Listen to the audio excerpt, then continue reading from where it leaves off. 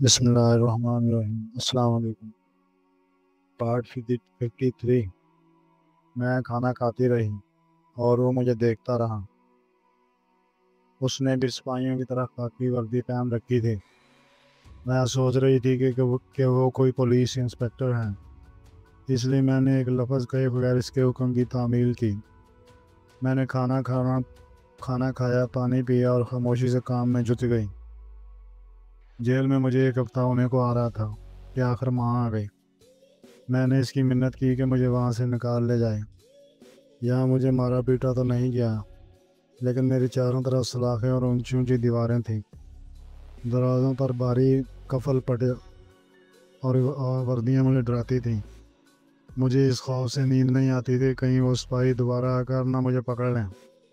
جیسے ہی chief guard کو معلوم ہوا کہ میری ماں آئی ہے، وہ اس سے بات کرنے کے لیے آ گیا۔ اس نے ماں سے کہا، اپنی بیٹی کو سمجھاؤ کہ جج کے سامنے جا کر یہ نہ کہے کہ میں ڈکیت ہوں۔ جج اسے 7 برس کی قید سنا دے گا۔ ماں نے مجھے شانوں سے پکڑ کر جھنجھوڑتے ہوئے کہا، تم نے جج سے یہ کیوں کہا کہ تم نے چوری کی ہے؟ تمہیں کیا ہو گیا؟ خاکی وردی پہنے گارڈ میرے سامنے کھڑا مجھے دیکھ رہا تھا اور مجھے ان کی آوازیں اپنے دفاع میں سنائی دے رہی تھیں۔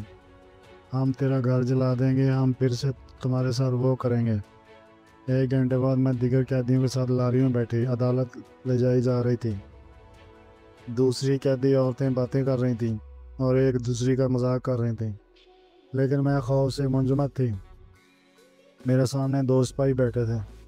ان کی وردیاں دیکھ کر میں کانپ اٹھی۔ وہ مجھے گھورتے ہوئے فحش اشارے کر رہے تھے اور آنکھیں مار رہے تھے۔ قیدی عورتیں کھی کر رہی تھیں۔ ایک بولی، بیچاری کی ماں پھر بچھڑ گئی۔ عدالت پہنچے تو ہمیں ایک بڑی سی انتظار گاہ میں فرش پر بٹھا دیا گیا۔ ماں اندر آنا چاہ رہی تھی، لیکن گارڈ اس کام کے لیے اس سے رشوت مانگ رہے تھے۔ اس کے پاس پیسے نہ تھے، اس لیے گارڈوں نے اسے پیچھے دھکا دے دیا۔ جب یہ واپس جیل میں جائے گی تو تم اس سے مل لینا، انہوں نے ماں کو جھڑکتے ہوئے کہا۔ انتظار گاہ قیدیوں اور سپاہیوں سے بھری ہوئی تھی اور لگتا تھا کہ ہمیں وہاں بیٹھے ہوئے کئی گھنٹے ہو گئے۔ قیدیوں میں عورتیں بھی تھیں اور مرد بھی۔ ہر کوئی گندی زبان استعمال کر رہا تھا۔ کچھ نے مجھ سے بھی بری باتیں کی، حتیٰ کہ وہ سپاہی جو مجھے جیل سے یہاں لائے تھے اور جنہیں میں نے کبھی نہیں دیکھا تھا، وہ بھی مجھ پر ہنس رہے تھے اور فحش مذاق کرتے ہوئے کہہ رہے تھے کہ جب میں رہا ہوں تو ان کے پاس چلی آؤں۔ باہر ماں مجھے دکھائی دے رہی تھی۔ وہ تنہا تھی اور فٹ پاتھ کے ساتھ ساتھ نیم کے درختوں کے بیچ بے چینی سے ٹہل رہی تھی۔ وہ کبھی آگے آتی اور کبھی پیچھے لوٹ جاتی۔ وہ رو رہی تھی۔ جب ہم انتظار گاہ سے باہر نکالا گیا تو ماں کو مجھ سے ملنے کے لیے چند منٹ کا موقع مل گیا۔ اس نے مجھے بتایا کہ میرا مقدمہ لڑنے کے لیے اس نے لورائے کے ایک وکیل کو 500 فیس دی ہے۔ اس نے ایک بار پھر مجھے کہا کہ میں عدالت کے سامنے خود کو ڈکیت نہ کہوں اور نہ ہی اس بات کا اقبال کروں کہ میں نے میادین کے گھر چوری کی۔ لیکن ماں کی ان باتوں کے باوجود مجھے اپنے ارد گرد چاروں طرف سپاہی نظر آ رہے تھے اور ساتھ ان کی دھمکیاں بھی ذہن میں گونجنے لگیں۔ وہی پہلے والا جج تھا۔ وہ اپنے چشموں کے اوپر مجھے دیکھ کر مسکرایا۔ تو تم پھر آ گئی، کیا تم نے اپنا ذہن تبدیل کیا؟ میں نے کوئی جواب نہ دیا۔ میرے گھٹنے کانپ رہے تھے۔ مجھے یقین تھا کہ وہ مجھے دوبارہ جیل بھیج دے گا، لیکن وہ دوسری طرف منہ کر کے ایک نوجوان شخص سے باتیں کرنے لگا جس نے کالے جوتے اور سپیئر کوٹ پہن رکھا تھا۔ یہ وہی وکیل ہوگا جسے ماں نے میرے مقدمے کی پیروی کے لیے 500 روپے فیس دی تھی۔ ان دونوں نے انگریزی میں بات کی جو میں سمجھنے سے قاصر تھی۔ جج نے شانے جھکائے اور میری طرف مڑ کر ہندی میں کہا، تمہارا وکیل تمہاری ضمانت کے لیے کہہ رہا ہے تاکہ تم گھر جا سکو، لیکن تم چاہتی ہو کہ میں تمہیں 7 برس کے لیے جیل بھیج دوں۔ مجھے سچ بتاؤ بولوں، کیا تمہیں مارا پیٹا گیا؟ تمہیں کتنے دن تک تھانے میں بند رکھا گیا؟ میں نے بلک بلک کا رونا شروع کر دیا اور وکیل میری طرف سے جج سے مخاطب ہوا۔ اس نے بتایا کہ یہ سارا واقعہ اس لیے گڑھا گیا کہ میرے باپو اور میادین میں زمین کا تنازع چل رہا ہے۔ میں نے کوئی چیز چوری نہیں کی، بلکہ موقع واردات سے میری عدم موجودگی کا ایک ٹھوس ثبوت یہ ہے کہ اس روز میں وہاں سے کوسوں دور اپنی بہن رکمنی کے ساتھ اسپتال میں تھی۔ وکیل نے جج کو اسپتال کے رجسٹر کے صفحے کی نقل دکھائی جس پر میرے نام کے نیچے میرا انگوٹھا لگا تھا۔ जज ने माँ को बुलाया। माँ ने बताया कि मुझे 3 दिन और 3 रातें थाने में रखा गया और मुझ पर तशद्दुद किया गया। पुलिस ने ज़बरदस्ती मुझसे इकरार जुर्म कराया जो मैंने किया ही नहीं। मुझे हकीकत बताओ, जज ने मुझसे पूछा। वो मुझे कड़ी निगाहों से देख रहा था। क्या तुमने इस मियादीन के घर से कुछ चीज़ चोरी की है?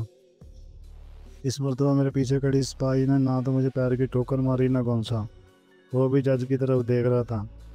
वो सिपाही कालपी का न था, बल्कि इसका ताल्लुक लोराए से था। शायद वो इन दूसरों की तरह जालिम नहीं था। मैंने सोचा, माँ ने जज को सारी बात सच में बता दी तो इनकी धमकियों से क्या डरना। मैंने जज को हकीकत बता दी। मैंने कहा, ना मैं डकैत हूँ, ना ही मैंने मियादिन के घर से कोई चीज़ चोरी की। सिपाहियों ने मुझ पर तशद्दुद किया और बाकी घिनौनी हरकतें की। इनके बारे में मैं शर्म के मारे मैं जज को कुछ ना बताया और बस काम ख़त्म। जज ने कुछ फिक्रे कहे और फिर मैंने इसे कहते सुना कि वो ज़मानत ले रहा है।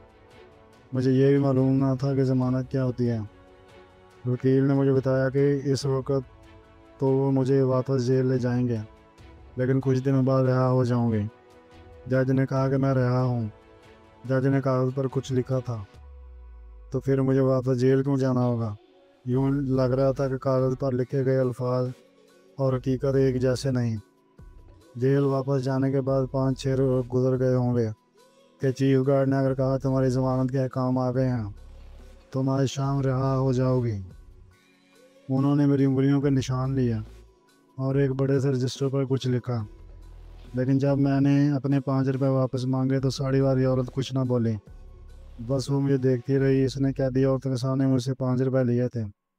उस वक्त मैंने सोचा कि पैसे इसलिए रख लिए गए हैं कि कैदी औरतें मुझसे छीन न लें, लेकिन अब इसने वो 5 रुपये खुद रख लिए।